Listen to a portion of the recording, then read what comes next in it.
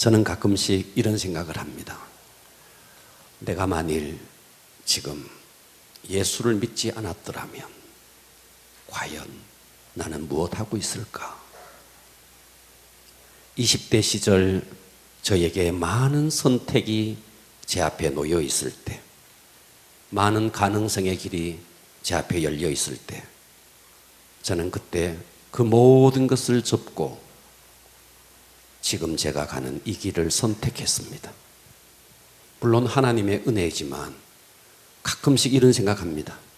내가 그때 이 길을 선택하지 않고 다른 길을 선택했더라면 지금쯤 나는 무엇을 하고 있을까?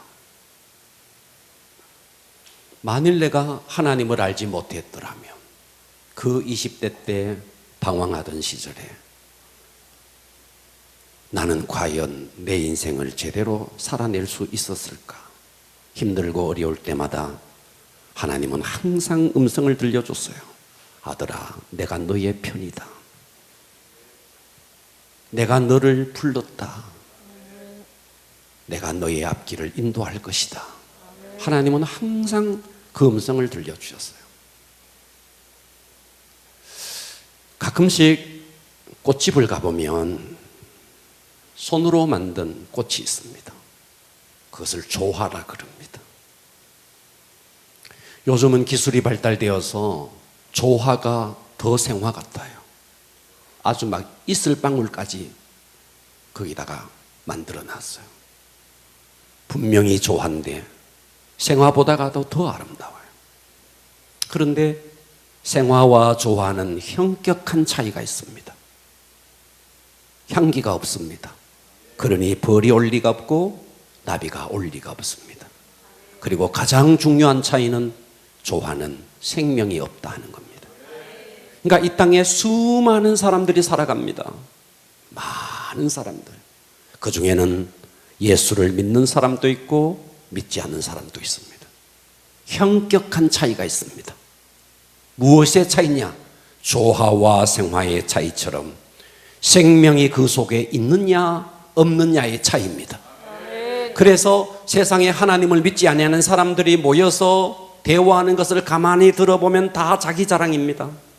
얼마나 좋은 집에 사는지, 얼마나 좋은 차를 굴리는지, 내가 얼마나 많은 부를 축적했는지. 나이가 좀 더 들면 이제 자식 자랑합니다. 우리 자식이 어느 대학을 나와서 어느 직장에 취직을 해서 한 달에 월급을 얼마를 받는지. 그래서 세상 사람들은 뭔가 갖춘 사람들은 우월감 속에 살고 갖추지 못한 사람들은 열등감 속에 삽니다. 열등감 속에 사는 사람들은 동창회도 가기 싫어합니다. 동창회 가보면 다 자기 자랑질들입니다. 내가 얼마나 잘난 사람인지. 마치 생명 없는 꽃이 그 아름다움을 자랑하듯이, 여러분, 이 땅에 인생이 무엇입니까? 이 땅에 우리 인생이 가지고 있는 부귀영화가 무엇입니까? 풀이요, 그 풀 위에 잠시 있다가 떨어지는 꽃과 같은 것이거늘 사람들은 이 땅에 그런 모든 것을 자랑합니다. 그래서 예레미야 선지자는 이렇게 이야기했습니다. 예레미야 9장 29절에 여호와께서 이와 같이 말씀하시되, 하나님이 우리에게 지금 이 말씀을 하고 계십니다. 지혜로운 자는 그 지혜를 자랑하지 말라. 용사는 그의 용맹을 자랑하지 말라. 부자는 그의 부함을 자랑하지 말라. 사랑하는 자는 이것을 자랑할지니, 무엇을? 곧 명철하여 나를 아는 것, 하나님을 아는 것. 나 여호와는 사랑과 정의와 공의를 땅에 행하는 자인 줄을 깨닫는 것이라. 나는 이 일을 기뻐한다. 하나님 아는 일을 기뻐한다. 할렐루야. 너 자랑하지 마라. 너의 용맹, 너의 지혜 자랑하지 마라. 자랑하는 것은 이것이다. 무엇을 자랑하는데? 나 여호와는 사랑과 정의와 공의를 땅에 행하는 자, 이것을 깨달아라. 이것을 깨닫는 것을 하나님께서 기뻐한다는 겁니다. 한마디로 말하면 인간은 자기의 지혜, 자기의 용맹, 자기의 부귀, 이거 자랑하지 말라는 겁니다. 하나님을 아는 것, 이것을 자랑하라는 것입니다. 할렐루야. 자, 요즘 지리하게 코로나 시대가 계속 되어지고 있습니다. 끝날 것 같다가도 또다시 확진자 수가 늘어납니다. 이와 같은 이 코로나 시대에 그 안정감을 세상에 두었던 사람들은 많이 절망합니다. 안정감을 물질에 두었던 사람들은 장사가 안 된다, 사업이 안 된다, 엄청나게 절망합니다. 과연 이와 같은 코로나 시대에 우리의 안정감을 어디에 둘 것이냐? 세상에 둘 것이냐? 내 사업에 둘 것이냐? 내가 얼마나 돈을 많이 버느냐? 내 안정감을 거기에 둘 것이냐? 만일 여러분들이 여러분의 안정감을 세상에 두는 이상 오늘 이 코로나 시대에 여러분들은 결코 행복하지 않습니다. 아멘. 할렐루야. 아멘. 그래서 저는 오늘 설교의 제목을 코로나 시대 다시 듣는 복음, 따라서 합니다. 코로나 시대, 코로나 시대, 과격하게 코로나 시대 코로나 시대, 다시 듣는 복음, 다시 듣는 복음. 오늘 주의 음성으로 드러내십시오. 아멘. 한 번 더 코로나 시대 코로나 시대, 다시 듣는 복음, 다시 듣는 복음. 오늘 여러분의 귀가 열리기를 축복합니다. 아멘. 할렐루야. 아멘. 자, 오늘의 본문은 계시록입니다. 우리는 성경을 볼 때 그 성경의 배경을 잘 이해해야 합니다. 계시록이 쓰여지던 당시, 자, 계시록은 사도 요한, 예수님의 제자 요한이 있었습니다. 예수님의 제자 12명 가운데서 가장 오래 살았던 요한. 그때 당시에 전 세계의 패권자는 로마였습니다. 로마는 예수 믿는 사람들을 엄청나게 핍박했습니다. 그래서 많은 사람들이 떠났습니다. 로마를 떠났습니다. 그래서 지금의 터키 지역에, 소아시아 지역에 다 은둔하면서 살았습니다. 당시에 오늘 이 본문을 쓰고 있는 예수님의 제자 요한이 로마의 압제에 시달리면서도 복음을 계속 증거했습니다. 그러다가 요한이 체포를 당합니다. 요주의 인물이야. 요한 저놈은 요주의 인물이야. 그래서 그냥 둘 수가 없어. 그냥 감옥에 가둘 수도 없어. 그래서 터키 지역에서 55km 떨어진 섬 밤모라는 섬에 이 요한을 유배를 시켜버립니다. 자, 계시록 1장 9절은 이렇게 말합니다. 나 요한은, 예수님의 제자 요한이라는 말입니다. 너희의 형제요 예수의 환난과 나라와 참음에 동참하는 자라. 하나님의 말씀과 예수를 증언하였으므로, 하나님의 말씀, 예수님을 증언하였으므로 밤모라 하는 섬에 있더니 예수 때문에 복음을 증거하다가 감옥이 아니라 지금 밤모라는 섬에 유배되어 있다는 겁니다. 자, 여러분 상상을 해보세요. 코로나가 아무리 힘든다 한들 복음을 전하다가 55km나 떨어진 그 바다 한가운데 조그만한 섬 밤모라는 섬에 홀로 유배되어 있다. 이보다 더 힘들겠습니까? 내 삶에 아무리 힘든들 홀로 유배되어 있는 이 요한만큼이나 힘들겠습니까? 요한이 지금 그 푸른 바다 한복판에 조그만한 밤모라는 섬에 복음을 증거하다가 거기에 홀로 유배되어 있습니다. 그런데 그곳에서 요한은 주일을 맞이합니다. 주일이 되었어요. 그래서 홀로 예배를 드리고 있는 겁니다. 그 밤모라는 섬에서 홀로 예배를 드리는데 하나님의 음성이 들리는 겁니다. 계시록 1장 10절에 하나님의 음성이 이렇게 들립니다. 주의 날에, 주님의 날, 주일이라는 말입니다. 내가 성령에 감동되어 내 뒤에서 나는 나팔 같은 그런 큰 음성을 들었다는 겁니다. 홀로 밤모라는 섬에 유배되어 있는 요한에게 하나님이 음성을 들려준 것입니다. 11절은 이렇게 말합니다. 이르되 네가 보는 것을 두루마리에 써서, 그러니까 요한계시록은 우리가 계시다, 맞아요, 계시입니다. 그러나 요한이 하나님으로부터 들었던 음성을 소아시아의 7교회에다가 쓴 편지입니다. 그래서 계속됩니다. 자, 두루마리에 써서 에베소, 스무나, 버가모, 두아디라, 사데, 빌라델피아, 라오디게아 등 7교회에 편지를 써서 보내라 하시기로. 자, 계시록을 가만히 보면 계시의 말씀이 있습니다. 그런데 계시록에 또 중요한 말씀이 있습니다. 그게 뭐냐? 시대가 아무리 절망을 선포해도 복음만이 소망이다. 아멘. 이것을 요한이 쓰고 있는 것입니다. 아멘. 여러분, 우리나라를 한번 보십시오. 조선시대의 말기에 몰락해 가던 시점, 일본이라는 나라가 이 나라의 왕후, 명성왕후를 시해했습니다. 여러분, 궁궐 속에 있는 왕후를 시해할 정도면 다른 백성들은 말할 것이 없습니다. 그만큼 우리나라는 일본에 엄청난 수치를 당했습니다. 민족의 미래가 완전히 동강났습니다. 나라의 운명이 바람 앞에 등불처럼 몰락이 결정되어 있었던 사실, 그 시점, 나라의 자주권을 완전히 상실한 한일 합방의 그 전야에 의식 있는 깨어있는 믿음의 사람들이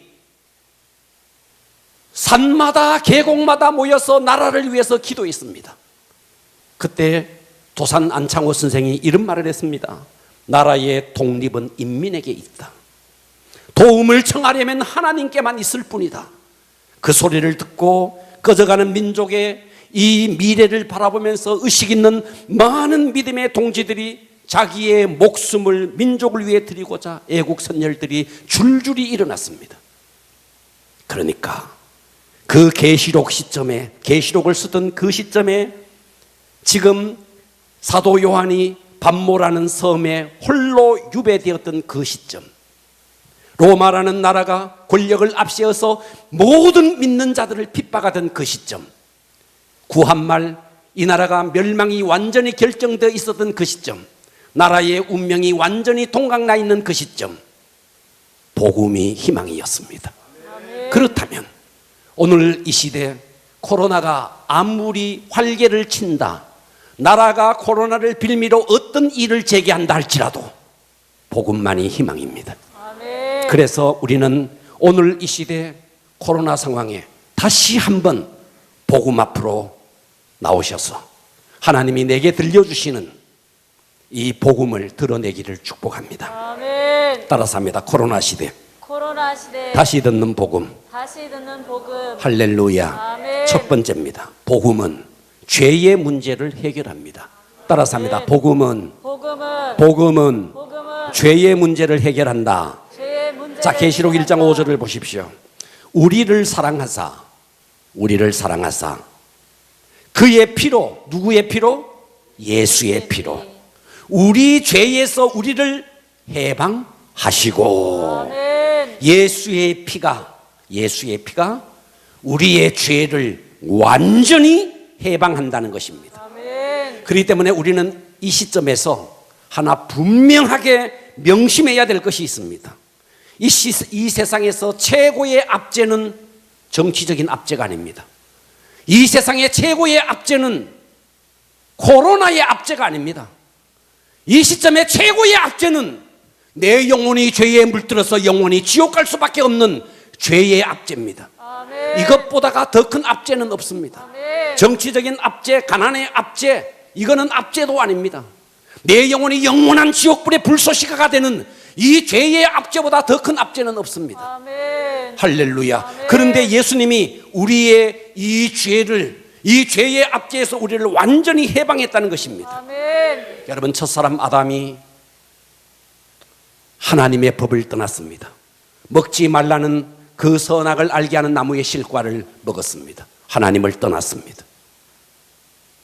그래서 우리 인생에게 에덴 동산에서 쫓겨났고 하나님과 완전히 단절되었고, 그리고 자연조차도 다스려라, 이 땅의 모든 것을 다스려라.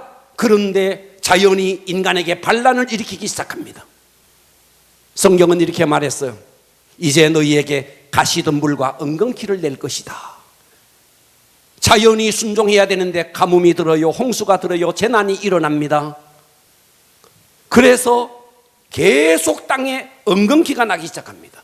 그래서 이 땅에 엉겅퀴, 다시 말해서 죄로 말미암는 저주의 삭들, 이 모든 것은 사실은 우리 인간이 하나님을 떠났기 때문에 일어난 것입니다. 아멘. 그렇다면 우리는 이 시점에서 생각해야 됩니다. 코로나는 왜 왔을까? 코로나는 왜 왔을까? 코로나는 죄의 결과입니다. 아멘. 이 땅에 엉겅퀴, 이 땅에 가시덤불, 그것으로 말미암는 것입니다. 아멘. 이 땅에 하나님의 통치 아래 있지 아니하는 것이 하나도 없습니다. 아멘. 그렇다면 십자가에서 우리의 죄를 완전히 해방시켜 주신 그 예수님께서 그 죄로 말미암아서 나타나는 가시덤불의 저주들, 코로나와 같은 이와 같은 질병들, 가난들 하나님께서 해결하시지 않겠느냐 하는 것입니다. 아멘. 그렇기 때문에 우리는 이 코로나 상황에 정말 믿어야 되는 것이 무엇이냐? 우리는 코로나를 무서워할 것이 아니고 내 죄를 무서워해야 되고, 아멘. 코로나에 백신을 맞으려고 하는 것이 아니라 우리는 더 신중하게 생각해야 될 것은 정말 내 영혼에 예수 그리스도의 보혈의 백신이 흐르고 있는가? 아멘. 이것을 점검해야 되는 것입니다. 아멘. 할렐루야. 아멘. 코로나조차도 죄의 결과라는 사실을 믿으셔야 됩니다. 아멘. 기독교 역사를 가만히 흘러가는 기독교 역사를 가만히 보면 복음 비슷한 것들이 많이 나타났었습니다. 복음이 아닌데 복음처럼 보였던 것들이 있었습니다. 그것이 뭔지 아십니까? 우리는 쉽게 복음이 아닌 것을 복음처럼 전하는데 그게 뭔지 아세요?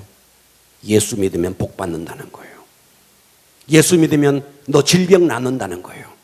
예수 믿으면 너 사업 잘 된다는 거예요. 이거는 복음이 아닙니다. 비슷한 복음입니다. 다른 복음입니다. 일명 이것을 성공복음, 번영복음이라 그럽니다. 성경을 보세요. 예수 믿으면 복 받는다. 결론적으로 복 받는 거 맞아요. 왜? 우리의 영혼이 구원받고 영생에 들어가니까 결론적으로 복 받는 거 맞아요. 그러나 우리가 꿈꾸는 그 번영은 실제로 우리가 누리는 그 알맹이의 하나의 서비스. 어쩌면 그것은 덤으로 주는 겁니다. 이 땅의 번영, 이 땅의 건강, 그건 덤으로 주는 거예요. 복음의 목적이 아니라는 거예요. 아멘. 복음의 목적은 영생입니다. 아멘. 영원한 천국입니다. 아멘. 그런데 그 알맹이를 완전히 빼버린 채 예수 믿으면 복 받는다, 예수 믿으면 성공한다, 예수 믿으면 건강해진다, 이것이 바로 번영복음이요, 성공복음이요. 성경은 그렇게 가르치지도 않고 우리가 경험적으로 봤을 때도 결코 그렇지 않습니다. 여러분, 복음의 가치를 아십니까? 진정한 복음이 뭔지 아세요? 마태복음 13장에 이 복음의 가치에 대해서 이렇게 설명합니다. 한 가난한 농부가 있었습니다. 소상농이었습니다. 땅도 없었습니다. 그래서 부자네 땅에 소상농으로 땅을 빌려서 농사를 지었습니다. 과거에는 지금처럼 은행이 없었기 때문에 부자들이 돈이 있으면 구들목에다가 묻기도 하고 때로는 자기의 밭에다가 묻기도 합니다. 그런데 이 부자가 어느 날 저 밭에 내가 황금 덩어리를 묻어놨다, 유언도 하지도 못하고 죽어버리고 자식들이 그것을 붙이다가 또다시 팔고 세월이 흘러가서 그 땅 속에 보화가 있는지도 알지 못했던 어느 소상농이 쟁기질을 하다가 떨컥 하는데 보니까 어마어마한 보화가 그 속에 묻혀 있습니다. 그래서 집으로 갑니다. 그래서 집문서를 팔고 냉장고 팔고 모든 것을 팔아서, 그래서 우리 눈으로 보기에는 별 필요 없어 보이는 그 땅을 삽니다. 성경은 이렇게 말했어요. 자, 마태복음 13장 44절에 천국은 마치 밭에 감추인 보화와 같다. 사람이 이를 발견한 후에 숨겨두고 기뻐하며 돌아가서 자기의 소유를 다 팔아서 그 밭을 사는 것처럼 천국은 이와 같은 거다. 복음은 이와 같은 거다. 예수는 이와 같은 거다. 여러분, 이마만큼 예수, 천국, 복음은 가치 있는 것입니다. 그런데 이 어마어마한 복음을 그저 예수 믿어서 그저 장사 잘 되고 예수 믿어서 건강해지고 자아도취 엄청난 이 독생자의 수준을 오직 문제 해결 그냥 소원 성취 정도로만 생각하는 이 잘못된 복음, 복음은 그 정도 수준이 아니라는 것입니다. 아멘. 내 모든 재산을 다 팔아서 그것을 쟁취하고야 말 만큼 가치 있는 것이 복음이라는 겁니다. 그것이 천국이라는 것입니다. 그것이 영생이라는 것입니다. 그것이 예수라는 것입니다. 아멘. 이것이 복음입니다. 할렐루야. 아멘. 믿으십시오. 아멘. 첫사람 아담이 죄를 지어 하나님을 떠났고 그 죄의 결과로 가시덤불이 났습니다. 바로 이것이 코로나라는 겁니다. 그렇다면 우리는 이 시점에 정말 돌아가야 됩니다. 어디로? 복음의 핵심으로 돌아가야 됩니다. 아멘. 번영 복음에 취하여 있지 마시고 아멘. 복음의 핵심이 무엇이냐? 나를 위하여 십자가에 죽으시고 그분이 부활하심으로 나를 영원한 지옥의 불쏘시개에서 영원한 천국으로 인대. 여러분 이것이 그 옛날에 호랑이 담배 피는 이야기가 아닙니다. 이것이 실제입니다. 만일 여러분이 이 사실이 믿어지면 정말 여러분이 이 사실이 정말 믿어지면 기절할 일입니다. 아멘. 할렐루야. 아멘. 코로나 시대에 다시 듣는 복음. 복음은 우리의 죄를, 우리의 저주를 완전히 끝냈다는 겁니다. 아멘. 할렐루야. 아멘. 두 번째입니다. 코로나 시대에 다시 듣는 복음. 복음은 내 죄를 끝냈다. 여기서 끝나지 않습니다. 현실의 문제를 극복합니다. 아멘. 현실의 문제를 해결합니다. 아멘. 내 죄의 문제, 내 저주의 문제가 끝났다. 거기에 머무르지 않는다고요. 1장 6절을 보십시오. 그의 아버지 하나님을 위하여 우리를 나라와 제사장으로 삼으신. 여러분, 하나님이 우리를요, 나 구원받았네 여기서 끝내지 않고 우리를 하나님의 나라와 제사장으로 삼았다는 거예요. 아멘. 따라서 합니다. 나는 하나님의 제사장이다. 제사장이 뭔지 알아요? 인간과 하나님과 인간 사이를 중보하는 자가 제사장이에요. 그러니까 저와 여러분이 하나님의 뭐로 불렀느냐? 제사장으로 불렀다는 겁니다. 아멘. 세상에 수없는 사람들이 죄 때문에 망해가는데 그들에게 복음의 중보자로서 하나님이 우리를 불렀다는 겁니다. 아멘. 그러니까 나 혼자 구원받고 나 혼자 천국 가는 여기에 머무르지 않고 나를 세상에 수없는 사람들이 멸망의 길을 가는 그들에게 나를 중보자로 그들에게 보낸다는 거예요. 아멘. 하나님이 우리를 그렇게 불렀다는 겁니다. 아멘. 그러니 사도 요한은 밤모섬에 유배지에 가 있으면서도 그 속에 중보자로서의 그 뜨거운 심령이 속에서부터 올라오는 겁니다.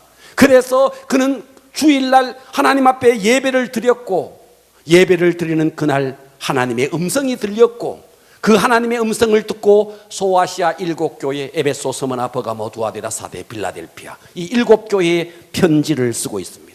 할렐루야. 아멘. 그런데 이 편지 내용을 가만히 7교회 에베소, 스무나, 버가모 이 7교회 편지를 가만히 읽어보면 편지의 내용이 어떠냐면 항상 에베소 교회에 칭찬을 해요.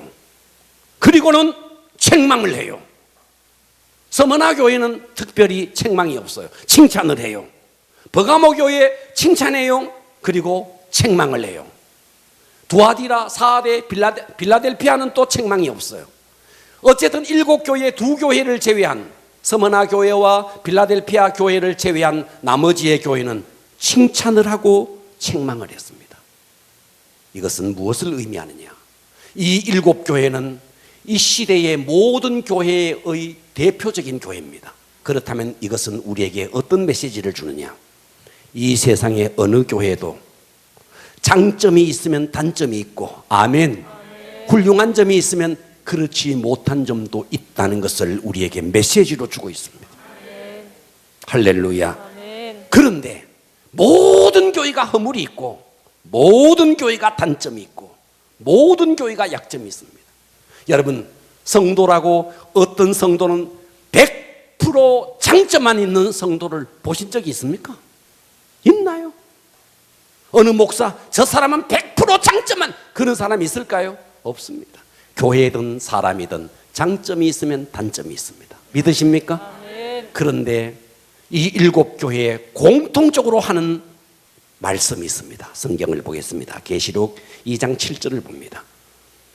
이기는 그에게는, 따라서 합니다. 이기는 그에게는, 이기는 그에게는, 할렐루야. 아멘. 에베소 교회를 두고 하는 말이에요. 이기는 그에게는. 자, 2장 11절 보십시오. 이기는 자는, 뭐 하는 자는? 이기는 자는. 계시록 2장 26절 보십시오. 이기는 자와 끝까지 내 일을 지키는 그에게. 계시록 3장 5절 보십시오. 이기는 자는 이와 같이 흰옷을 입을 것이요. 계시록 3장 12절 보십시오. 이기는 자는 내 하나님의 성전의 기둥이 되게 하리니. 마지막 라오디게아 교회를 두고 말합니다. 3장 21절. 이기는 그에게는 내가 내 보좌에 함께 앉게 하여 주기를, 내가 이기고 아버지 보좌에 함께 앉는 것과 같이 하리라. 7교회 모든 교회가 이긴다는 겁니다. 아멘. 단점도 있고 허물도 있고 연약한 점도 있지만 100% 7교회 모두는 승리한다는 겁니다. 아멘. 여러분 명심하십시오. 교회마다 다 연약한 점이 있습니다. 그럼에도 불구하고 교회는 반드시 승리할 것입니다. 아멘. 성도들은 다 연약한 점이 있고 허물이 있고 다 단점이 있을지라도 여러분은 반드시 승리할 것입니다. 아멘. 이것이 복음이 주는 메시지라는 것입니다. 아멘. 그래서 계시록 2장 3장 그 7교회를 다 보면 하나같이 뭘 말하는가? 너희는 이길 수 있다. 너희는 이길 수 있다. 아멘. 무엇 때문에 이기느냐? 자, 계시록 3장 4절을 보십시오. 그러나 사대교회에 그 옷을 더럽히지 아니한 자 몇 명이 내게 있어 흰 옷을 입고 나와 함께 다리리니 그들은 합당한 영혼이라. 옷을 더럽히지 않는 소수의 성도. 코로나 시대에 교회가 세상으로부터 이런저런 소리를 듣습니다. 얼마 전에 뭐 교회에서 교회발 코로나 교회발 별별 소리를 들으면서 세상 사람들이 교회를 핍박합니다. 세상이 교회를 가지고 무슨 소리를 하더라도 그럼에도 불구하고 교회 안에서 그 옷을 더럽히지 아니하는 몇 명이 끝까지 예배의 자리, 끝까지 기도의 자리, 세상의 소리에 귀를 기울이지 않고 기도하는 그 소수의 무리들 때문에 교회는 반드시 승리한다 하는 겁니다. 아멘. 여러분, 우리나라가 초대교회 때 정말 일제의 그 침략에 압제를 당할 때 우리나라의 길선주, 주기철, 손양원, 조만식, 이상재 이와 같은 사람들이 한국교회에 꺼져가는 그 미래의 등불 같은 자들이었습니다. 그들이 교회를 위해서 중보했고 할렐루야. 아멘. 교회가 앞날이 보이지 않았습니다. 그런데 그들이 교회를 위해서 중보해서 한국교회가 이만큼이나 된 것입니다. 아멘. 할렐루야. 아멘. 그렇기 때문에 우리 세상이 코로나에 대해서 무슨 소리를 하더라도 세상의 소리에 귀를 기울이지 않고 묵묵하게 예배의 자리, 기도의 자리에 있는 그들을 통해서 교회는 반드시 승리할 것입니다. 아멘. 세 번째입니다. 코로나 시대 다시 듣는 복음. 복음은 우리의 미래의 문제를 해결합니다. 아멘. 자, 계시록 1장 7절에 보면 볼지어다 그가 구름을 타고 온대요. 예수님이 구름을 타고 온대요. 아멘. 아멘. 각 사람의 눈이 그를 보겠고 그를 찌른 자들도 볼 것이요 땅에 있는 모든 족속이 그로 예수로 말미암아 애곡할 날이 온다는 거예요. 주 하나님이 이르시되 나는 알파와 오메가라. 이제도 있고 전에도 있었고 장차 올 자요 전능한 자라. 알파는 바로 헬라어의 첫 글자입니다. 시작이라는 말입니다. 오메가 헬라어의 마지막 글자입니다.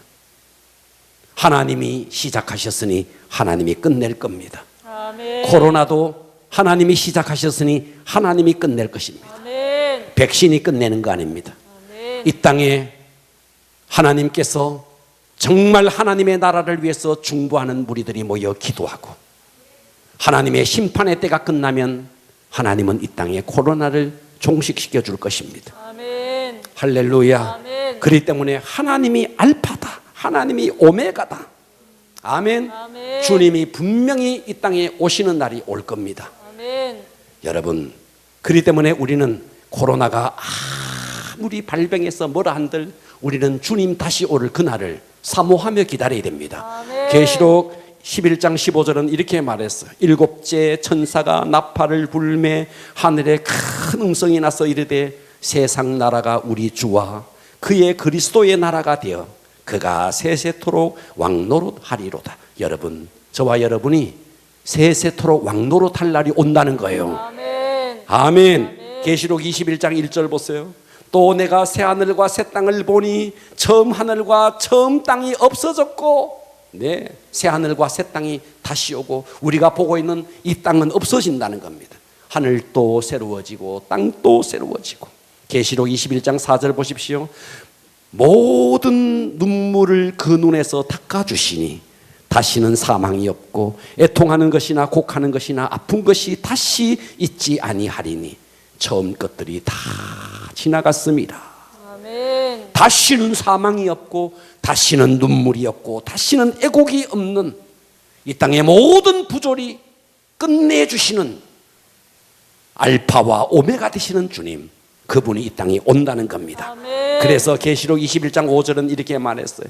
보좌에 앉으신 이 예수님이십니다. 이르시되 보라 내가 만물을 새롭게 하노라. 이 세상을 완전히 새롭게 할 날이 온다는 것입니다. 아멘. 주님이 다시 오시면 이 땅은 끝나는 겁니다. 아멘. 그러니까 우리는 이 코로나 시대에 일희일비하지 마시고 뉴스를 보면서 확진자가 몇 명이네 거기에 일희일비하지 마시고 주님 다시 오심을 사모하시고 그 나라를 기대하셔야 됩니다. 아멘. 할렐루야. 아멘. 여러분, 주님의 재림을 기다리는 사람들 가운데 세상에 이런 사람들이 있어요. 잘못된 종말론자들. 잘못된 종말론자들이 하는 이야기가 뭐냐? 첫째, 가출을 해라. 야, 주님 오신다. 가출해라. 직장을 그만둬라. 사업을 중단해라. 너희 집의 모든 재산을 교회에다가 바쳐라. 그리고 교회에 모이든 기도원에 모이든 모여라. 그리고 찬송해라. 나팔 불 때, 나의 이름 부를 때 막 팔짝팔짝 뛰면서 그러면서 주님을 기다리는 잘못된 종말론자들이 있습니다. 여러분, 가출하고 직장을 그만두고 사업을 그만두고 기도원에 들어가서 결사적으로 기도하는 것, 그것이 주님의 재림을 기다리는 방법이 아닙니다. 주님의 재림을 기다리는 방법은 내게 주어진 그 환경 속에서 최선을 다하면서 주님이 기뻐하는 일을 묵묵히 해나가면서 주님을 맞는 거예요. 그래서 스피노자가 하는 말은 큰 울림이 되는 겁니다. 내일 지구에 종말이 온다 할지라도 나는 한 그루의 사과나무를 심겠다. 맞는 말입니다. 네, 우리는 내가 처해 있는 그 현장 속에서 최선을 다하면서 주님이 기뻐하는 일을 하면서 주님의 재림을 기다리는 겁니다. 아멘. 여러분, 일제가 우리나라를 탄압할 때 있었던 일입니다. 그때 신사를 만들었어요. 신사를. 그리고 신사에 가서 참배하라. 그때 많은 사람들이 신사 참배에 가서 거기 가서 국민의례다. 목사님들이 앞장서서 국민의례니까 신사 참배해라. 이것은 우상숭배가 아니다. 목사님도 가서 신사에 절을 하고 장로님도 가서 신사에 절을 하고 모든 성도들이 가서 신사에 가서 절을 했어요. 국민의례라고. 그때 한 분이 거절했습니다. 아니다. 이것은 명백한 우상숭배다. 나는 결코 그리할 수 없다.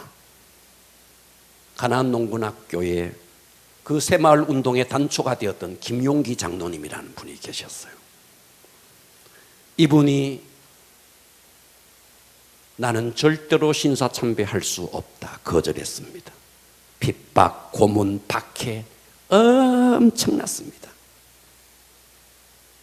그래도 끝까지 거절했습니다. 그때 경찰에 끌려가서 고문을 당합니다. 고등계 형사가 이렇게 질문합니다. 어이, 김 목사, 한국인들 다 신사 참배하는데 왜 너만 안 가니? 예, 저는 크리스찬입니다. 야, 너만 믿냐? 다른 목사들 봐, 다른 장로들 봐. 제가 김용기 장로라 그랬습니다. 목사가 아니고. 야, 다른 목사들 봐, 다른 장로들 봐. 다 저렇게 절을 하지 않니? 너만 왜 그래? 그때 김용기 장로님이 이렇게 말해요. 제가 정직히 말씀드리겠습니다. 그래, 정직히 한번 말해봐.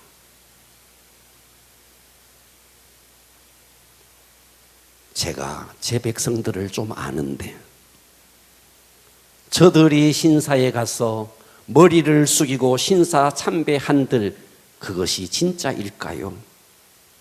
제가 제 백성들을 압니다. 신사에 가서 국민 의뢰인이 무시 고문을 하고 핍박을 하니 어쩔 수 없이 신사에 가서 절을 합니다만 저들은 신사에 고개를 숙이고 천황폐하를 요구할 겁니다. 저는 그러지는 못합니다. 그것은 하나님을 모욕하는 일이고 천황폐하를 모욕하는 일입니다. 저는 못합니다. 고등계 형사가 이 김용기 장로의 말을 얼빠진 듯이 들었대요. 가만히 들었대요. 제가 제 백성을 아는데 저들이 어쩔 수 없이 핍박이 두려워 고문이 두려워 신사에 가서 절을 합니다만 저들은 신사에 고개를 숙이고 천황폐하를 욕할 겁니다.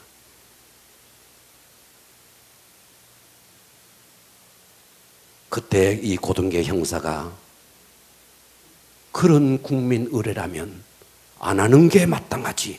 너의 말이 옳아. 그리고 이 땅의 신사참배가 끝이 났습니다. 여러분, 물론 이것은 작은 승리입니다. 우리가 코로나 이 시대에 타협할 수 있는 많은 일들이 우리에게 있을 겁니다.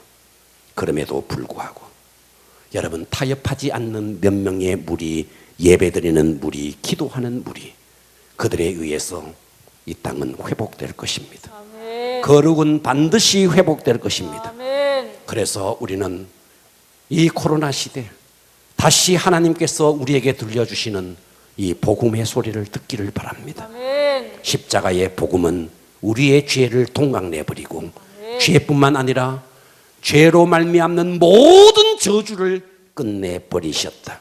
아멘. 할렐루야. 아멘. 그리고 복음은 영원한 천국만이 아니다.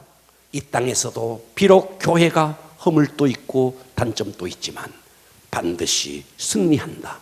복음은 현실의 문제를 해결한다.